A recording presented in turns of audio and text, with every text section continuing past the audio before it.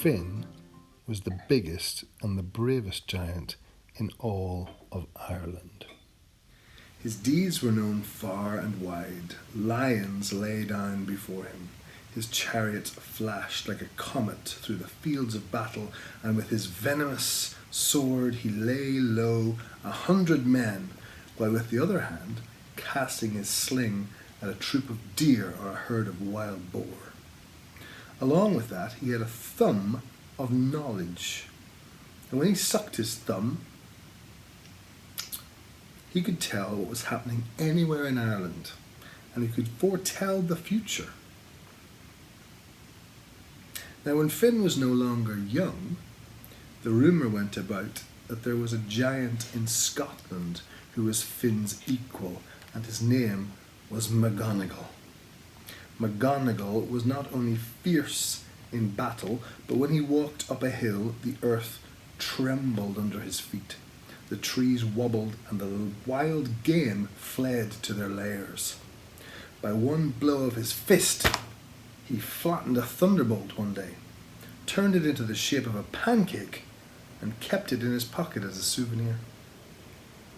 He too had a way of prophesying by putting his middle finger into his mouth and sucking on it. Now, the two giants had never met, but it was reported that McConigle intended to come over to Ireland to fight Finn and give him a pasting.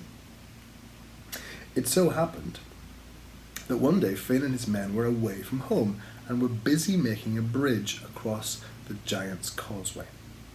In the distance they could see a messenger galloping towards them, and Finn wondered if his wife Oonagh had taken sick or there had been some breach in their fortifications at home.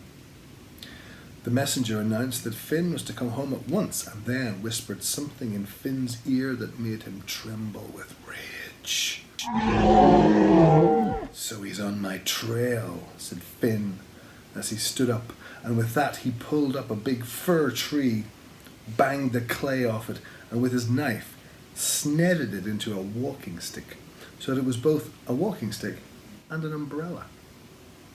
To see Finn walk was like seeing a mountain move, and in no time he was across one county and heading towards home.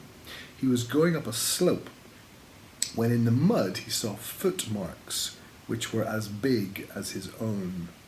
In fact, they were the exact shape as his own, and Finn thought, "Lo," and had his first feeling of terror and doubt. Never before had he come across a giant, the length and breadth of whose feet was as enormous as his own.